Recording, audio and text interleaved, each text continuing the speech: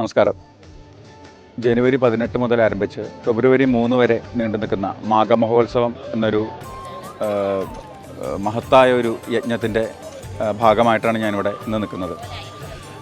ഈ ഒരു മാഘമഹോത്സവത്തിൻ്റെ ഭാഗമായിട്ട് ഇതിൻ്റെ പ്രധാന കർമ്മം വരുന്നത് 3-ാം തീയതിയാണ്.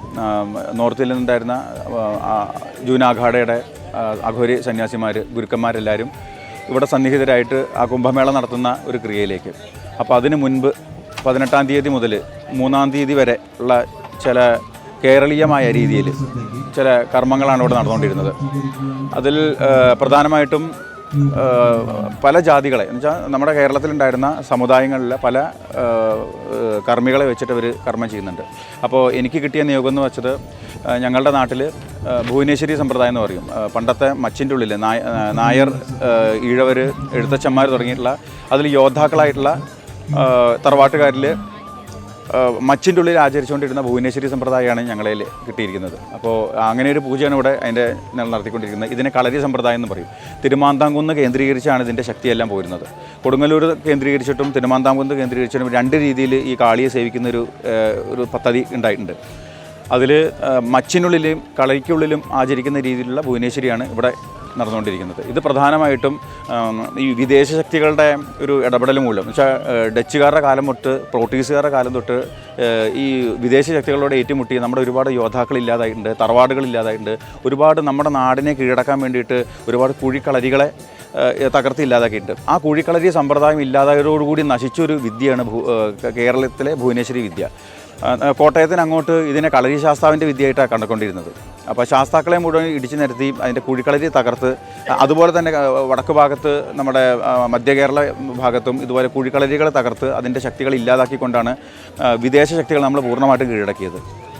എങ്കിൽ പോലും ചില തറവാടുകളിൽ വളരെയധികം രഹസ്യമായിട്ട് ഈ വിദ്യ കൊണ്ടുവന്നിരുന്നു. ഇന്ന് ഈ പൊതുജന ഇടയിൽ, ഒരു സമൂഹത്തിൻ്റെ ഇടയിൽ ഇതൊക്കെ ചെയ്യാൻ കഴിയുക എന്ന് പറഞ്ഞാൽ തന്നെ അത് വലിയൊരു ഭാഗ്യം തന്നെയാണ്. അഭിനവ ബാലാനന്ദ ഭൈരവസ്വാമി എന്ന് പറഞ്ഞ വലിയൊരു മനുഷ്യനാണ് ഞങ്ങളെ ഇതിന് വേണ്ടി ക്ഷമിച്ചത്. വളരെ സാത്വികമായ രീതിയിൽ പ്രഭാവത്തിൽ ആരംഭിച്ച ഒരു പൂജാവിധി ഉച്ചയ്ക്ക് 11:30 ഹേമാംബിക ഭാവത്തിൽ കുറച്ചുകൂടി ഒരു മധ്യമ സ്വഭാവത്തിലേക്ക് മാറുകയും വൈകിട്ട് പാട്ടുരാശിയോടുകൂടി ഒരു 5:30 സമയത്തോടുകൂടി ഇതിനെ ഒരു രജോഗുണ സമ്പ്രദായ രീതിയിൽ കുറച്ചുകൂടി രൗദ്രമായ രീതിയിൽ ആരംഭിച്ച് രാത്രി ഗുരുതിയോടുകൂടി തീരുന്ന ഒരു രീതിയാണ് ഇത് കണ്ടിരിക്കുന്നത്.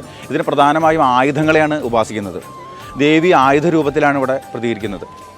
ഈ പൂജ ചെയ്ത് തറവാടുകൾ പൂജ ചെയ്യുന്നത് നമ്മുടെ തറവാടിൻ്റെ ഐശ്വര്യത്തിന് വേണ്ടിയിട്ടും നാടിൻ്റെ രക്ഷയ്ക്കും വേണ്ടിയിട്ടാണ്. ഇന്ന് നമുക്ക് നമ്മുടെ സമൂഹം എങ്ങനെയാണ് പോകുന്നത്, വളരെയധികം കൈവിട്ട് പോകുന്നൊരവസ്ഥയിലാണ്. നമ്മൾ ലഹരികൾക്ക് അടിമയാവുന്നുണ്ട്. നമുക്ക് സമയത്തിനൊന്നും കിട്ടുന്നില്ല എന്നുള്ള അവസ്ഥയാണ്. ദാരിദ്ര്യം, അതുപോലെ സാമ്പത്തിക ബുദ്ധിമുട്ടുകൾ, കാര്യങ്ങൾ, രോഗങ്ങൾ, അങ്ങനെ നമ്മൾ സമൂഹം ആകെ നശിച്ചുകൊണ്ടിരിക്കുകയാണ്. ഇതിൽ നിന്ന് എങ്ങനെ മുക്തി നേടാമെന്നാണ് നമ്മൾ ചിന്തിച്ചുകൊണ്ടിരിക്കുന്നത്. അപ്പോൾ ഇതുപോലെ വിദേശ ശക്തികളാൽ തകർക്കപ്പെട്ട് കുഴിക്കളരികൾ ഇല്ലാതായിക്കൊണ്ടിരിക്കുന്ന ശക്തികളെ കൊണ്ടുവന്നാൽ മാത്രമാണ് നമ്മുടെ നാടിനെ മുന്നോട്ട് കൊണ്ടുപോകാൻ സാധിക്കത്തുള്ളൂ. അപ്പോൾ അതാ പറഞ്ഞത്, ഇത് ആയുധങ്ങളെ ഉപാസിക്കുന്നൊരു വിദ്യയാണ്. ഇച്ഛാശക്തി, ജ്ഞാനശക്തി, ക്രിയാശക്തി, ഈ 3 രീതിയിലാണ് സമൂഹത്തിലേക്ക് ദൈവിക ചൈതന്യം കടന്നു വരുന്നത്. ഇതുതന്നെയാണ് എല്ലാ മതങ്ങളിലും, എല്ലാ ജാതികളിലും. ഇനിയിപ്പോൾ വനവാസി വിഭാഗത്തിലായിക്കോട്ടെ, ഇനി കാണി സമുദായത്തിലായിക്കോട്ടെ, നായർ വിഭാഗത്തിലായിക്കോട്ടെ, കുറുപ്പന്മാരായിക്കോട്ടെ, ഏത് വിധത്തിലായാലും ഇതുപോലെ ഇച്ഛാശക്തി, ജ്ഞാനശക്തി, ക്രിയാശക്തി, നമുക്ക് ഏറ്റവും അത്യാവശ്യമായിട്ടുള്ള ജീവിക്കാൻ ആവശ്യമായിട്ടുള്ള മനഃശക്തിയും ശരീരശക്തിയും ഒക്കെയാണ് അതിന് വേണ്ടിയിട്ടാണ് ഈ ദൈവിക ഉപാസനകൾ മുഴുവൻ ചെയ്യുന്നത്. നമ്മൾ മനുഷ്യരെ കൊണ്ട് ചെയ്യാൻ സാധിക്കാത്ത കാര്യങ്ങളാണ് നമ്മൾ ദൈവത്തെ കൊണ്ട് ചെയ്യാൻ ശ്രമിക്കുന്നത്. അപ്പോൾ മനുഷ്യൻ്റെ ആ പരിമിതികളെ പൂർണ്ണമായിട്ട് ഇല്ലാതാക്കിക്കൊണ്ട് ദൈവീ ഉപാസനയിലൂടെ എങ്ങനെ കയറി വരാം, അതാണ് നമ്മൾ ചിന്തിക്കേണ്ടത്. ഇന്ന് നമ്മളെല്ലാം ക്ഷേത്രങ്ങൾ വളരെയധികം ഉയർന്നു വരുന്നുണ്ട്. പക്ഷേ നമുക്ക് ആരോഗ്യമില്ല. നമുക്ക് ഒരു 30 വയസ്സ് 40 വയസ്സാകുമ്പോഴേക്കും നമ്മൾ രോഗികളാവുകയാണ്, ഡയബറ്റിക് ആയിക്കൊണ്ടിരിക്കുകയാണ്. ഇതെല്ലാം കൃത്യമായ രീതിയിലുള്ള ഉപാസന ഇല്ലാത്തതുകൊണ്ടാണ്. നമ്മളെല്ലാം വിചാരം നമ്മൾ ഓരോ ക്ഷേത്രത്തിൽ പോയിട്ട് ഒന്ന് തൊഴുതൊരു ഭാഗ്യസൂക്ത പുഷ്പാഞ്ജലി കഴിച്ചാൽ നമ്മൾ രക്ഷപ്പെടുന്ന വിചാരിച്ചത്. ഏതെങ്കിലും നദികളിൽ പോയി മുങ്ങിക്കുളിച്ചാൽ നമ്മൾ രക്ഷപ്പെടുന്ന വിചാരിച്ചത്. നമ്മൾ രക്ഷപ്പെടണമെങ്കിൽ നമുക്ക് പൂർണ്ണമായി യഥാർത്ഥത്തിലുള്ള ജ്ഞാനം കൈവരണം. ആ ജ്ഞാനം നേടുക എന്നുള്ളതാണ് നമ്മുടെ ആദ്യത്തെ ഘട്ടം. നേടിയ ജ്ഞാനത്തെ പ്രായോഗികമാക്കുക. ആ ജ്ഞാനത്തെ പ്രായോഗികമായി ജീവിതം വിജയിപ്പിച്ചതിന് ശേഷം സ്വന്തം തലമുറയിലേക്ക് പകർന്നു കൊടുക്കുക എന്നുള്ളതാണ് നമ്മുടെ മനുഷ്യ ജന്മത്തിൻ്റെ ഒരു ധർമ്മം എന്ന് പറയുന്നത്. ഒരു 2 തലമുറ മുന്നേ വരെ അത് കൃത്യമായി നടന്നിരുന്നു. പ്രകൃതിയിൽ നിന്നും വേദപഠനങ്ങളിലൂടെയും ജ്ഞാനത്തിലൂടെയും ജ്ഞാനത്തിൻ്റെ പഠനങ്ങളിലൂടെയും പ്രകൃതിയെ ആരാധിച്ച്, പ്രകൃതിയെ അറിഞ്ഞ്, പ്രകൃതിക്ക് അനുസരണമായി ജീവിച്ചുകൊണ്ട് നമ്മുടെ പൂർവ്വസൂരികൾ ജ്ഞാനം നേടുകയും ജ്ഞാനം പ്രായോഗികമാക്കി ജീവിത വിജയം നേടിയ ശേഷം ആ ജ്ഞാനത്തെ തലമുറകൾ വിട്ടുകൊടുക്കുകയും ചെയ്തു. പക്ഷേ നമ്മുടെ കഴിഞ്ഞ തലമുറ അതിൽ വലിയൊരു പരാജയമായിരുന്നു എന്ന് വേണം പറയാൻ. കാരണം അവർ ശാസ്ത്രം വളർന്നത് കണ്ടു കഴിഞ്ഞപ്പോൾ ദൈവങ്ങളെ വേണ്ടാതാക്കി എന്നുള്ള ഒരവസ്ഥയിലേക്ക് വന്നു. ദൈവങ്ങൾ എന്ന് പറഞ്ഞത് നമ്മുടെ സമൂഹത്തിൽ നമ്മൾ ജീവിച്ചിരുന്നതിൻ്റെ അസ്തിത്വങ്ങളാണ് അത്രേ. അപ്പോൾ അതിനെ മറന്നുകൊണ്ട് ജീവിച്ച് നമ്മൾ പ്രകൃതിയിൽ നിന്ന് അകലും. അപ്പോൾ നമ്മൾ ആദ്യം ദൈവികത എന്ന് പറഞ്ഞത് നമ്മൾ ഇപ്പോൾ കാണുന്ന ദൈവികതയല്ല, ജ്ഞാനത്തിൻ്റെ ദൈവികതയാണ്. വിദ്യ പഠിക്കുക, വിദ്യ ഉപയോഗിക്കുക, വിദ്യ കൊണ്ട് എങ്ങനെ രക്ഷപ്പെടാൻ ശ്രമിക്കുക. ഒരു ശരാശരി ഒരു വ്യക്തിക്ക്, സമൂഹത്തിലെ ശരാശരി വ്യക്തിക്ക് മോക്ഷത്തെക്കുറിച്ചൊന്നും ചിന്തിക്കേണ്ട കാര്യമില്ല. നമുക്കത് മോക്ഷം എന്ന് പറഞ്ഞാൽ ആവശ്യമില്ലാത്തൊരു കാര്യമാണ്. അതിനെക്കുറിച്ച് നമ്മൾ സംസാരിക്കേണ്ട. നമുക്ക് കടങ്ങളില്ലാതാവുക, സന്താനങ്ങൾക്ക് നന്മ വരിക, ആരോഗ്യമായിട്ട് ഒരു 60 വയസ്സ് വരെയെങ്കിലും ജീവിച്ചിരിക്കുക, ഇതൊക്കെയാണ് നമുക്ക് അടിസ്ഥാനപരമായിട്ട് വേണ്ടത്. അതിനുള്ള കാര്യങ്ങളാണ് നമ്മൾ ചിന്തിച്ചു തുടങ്ങേണ്ടത്. എങ്ങനെ ഭംഗിയായി വിദ്യാഭ്യാസം നേടാൻ പറ്റും, എങ്ങനെ സമയത്തിന് ജോലി കിട്ടാൻ പറ്റും, എങ്ങനെ സമയത്തിന് വിവാഹം കഴിക്കാൻ, എങ്ങനെ സമയത്തിന് സന്താനങ്ങൾ ഉണ്ടാവുക, എങ്ങനെ ദുഃഖങ്ങളില്ലാതെ ജീവിക്കാൻ പറ്റും നമ്മൾ നോക്കുന്നത്. ആശുപത്രികൾ ഇല്ലാത്തൊരു കാലഘട്ടത്തിൽ നമ്മൾ ചിന്തിക്കേണ്ടത്. ഇപ്പോൾ ആശുപത്രികൾ ഓരോന്നും കെട്ടിക്കൊണ്ടിരിക്കുകയാണ്. ഇതെല്ലാം ആരോഗ്യത്തെ ബാധിക്കുന്നതും ഏറ്റവും വലിയ രസം, ഇന്ന് കേരളത്തിൽ ഏറ്റവും കൂടുതൽ ഉണ്ടാക്കുന്നത് ഒന്ന് ദന്ത ഡോക്ടർമാരും മാനസിക ഡോക്ടർമാരുമാണ് അത്ര. ക്ലിനിക്കുകളിൽ വർദ്ധിച്ചുകൊണ്ടിരിക്കുക അത്രേ. ആദ്യം നമ്മുടെ മാനസിക പ്രശ്നങ്ങൾക്ക് തുടക്കമിടുന്നത് ഈ ദന്തത്തിൽ നിന്നാണ്, നമ്മുടെ പല്ലിൽ നിന്നാണ് അത്ര ആരംഭിക്കുന്നത്. പല്ലിൻ്റെ ആരോഗ്യത്തിന് അത്ര ആദ്യം പ്രശ്നങ്ങൾ വരിക. കാരണം നമ്മൾ ഏറ്റവും കൂടുതൽ ഉപയോഗിക്കുന്ന ഭക്ഷണം പല്ലിലൂടെ അത്ര ചവച്ചരച്ചിട്ട് ഉള്ളിലേക്ക് പോകുന്നത്. അവിടെ തൊട്ട് നമ്മുടെ പ്രശ്നങ്ങൾ തുടങ്ങുകയാണ്. അപ്പോൾ നമ്മുടെ ഭക്ഷണ നിയന്ത്രണം, നമ്മുടെ ജീവിതം, ഇതിനെല്ലാം ചിട്ടയ്ക്ക് കൊണ്ടുവരുന്ന രീതിയിലാണ് പണ്ടുള്ള ദൈവികോപാസന നടന്നുകൊണ്ടിരുന്നത്. അപ്പോൾ ഓരോ പദ്ധതിയും നമ്മുടെ സമുദായത്തിൻ്റെയും നമ്മുടെ നാട്ടാചാരത്തിനനുസരിച്ചിട്ട് പദ്ധതികൾ ക്രമീകരിച്ച് അതിന് പ്രകാരം ജീവിക്കുക എന്നാണ് ഇത്. ഇവിടെ ഇപ്പോൾ ആചരിച്ചു വന്നിരിക്കുന്നത് കളരി സമ്പ്രദായത്തിലാണ്. തിരുമാന്താംകുന്ന് ഭഗവതിയാണ് ഇവിടെ ഉള്ളിൽ പ്രതിഷ്ഠിക്കപ്പെട്ടിരിക്കുന്നത്. തിരുമാന്താംകുന്ന് പ്രത്യേകത എന്ന് പറഞ്ഞാൽ അത് ഭുവനേശ്വരിയും പോർക്കലിയും സമന്വയിപ്പിച്ചുള്ള ഭാവമാണ്. അപ്പോൾ 3 രീതിയിലുള്ള പൂജകൾ അതിൽ വരുന്നുണ്ട്. അപ്പോൾ എങ്ങനെ മനുഷ്യനെ രക്ഷപ്പെടുത്താൻ സാധിക്കും, അതാണ് ഇതിൽകൊണ്ട് ചിന്തിക്കുന്നത്.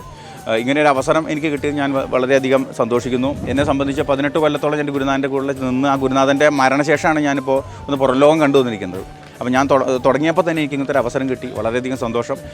ഇന്ന് ആദ്യത്തെ പ്രഭാതത്തിലെ പൂജ കഴിഞ്ഞു. ഇനി 2 പൂജകളുടെ ബാക്കിയുണ്ട്.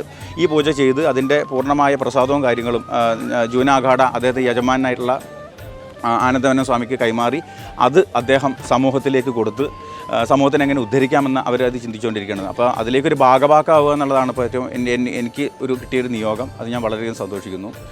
ഈ കർമ്മങ്ങളും ഇന്നത്തെ മാഘമഹം ഈ കർമ്മങ്ങളും സമൂഹത്തിന് പൂർണ്ണമായിട്ടും ഒരു ഉപകാരപ്പെടട്ടെ. നമ്മുടെ അടുത്ത തലമുറയെ നമ്മൾ ഒരിക്കലും കുറ്റം പറയരുത്. നമ്മുടെ അടുത്ത തലമുറ എന്ന് പറയുന്നത് നമ്മളാൽ ഉണ്ടാക്കപ്പെട്ടതാണ്. നമ്മൾ മോശമായതുകൊണ്ട് മാത്രമാണ് നമ്മുടെ അടുത്ത തലമുറ കേടുവന്നത്.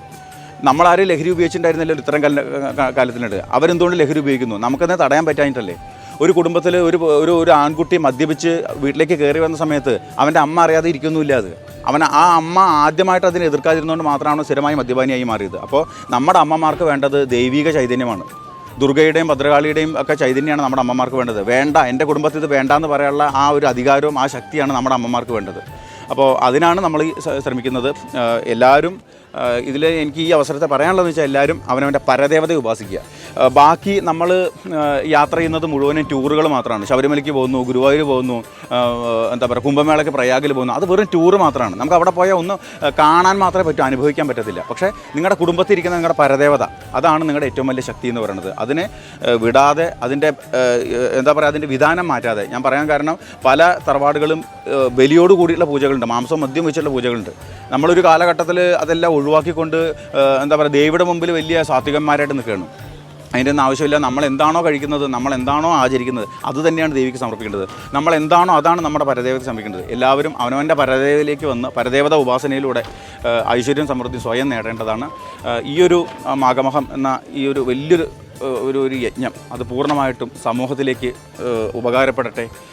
ഒരുപാട് സ്വാമിമാർ ഇതിനു വേണ്ടി ഉറക്കൊള്ളിച്ചിട്ട്, ഒരുപാട് അമ്മമാർ ഇവിടെ ഉറക്കൊള്ളിച്ച് ഞാൻ കണ്ടിട്ടുണ്ട്. ഇതിനെല്ലാം ഞങ്ങൾ ആ സ്വാമിമാരോട് കടപ്പെട്ടിരിക്കുന്നു, ജൂന അഖാഡയോട് ഞങ്ങൾ കടപ്പെട്ടിരിക്കുന്നു. ഈ കർമ്മങ്ങൾ പൂർണ്ണമായിട്ടും സമൂഹത്തിന് അടുത്ത തലമുറയ്ക്കും ഗുണമായിട്ട് വരട്ടെ.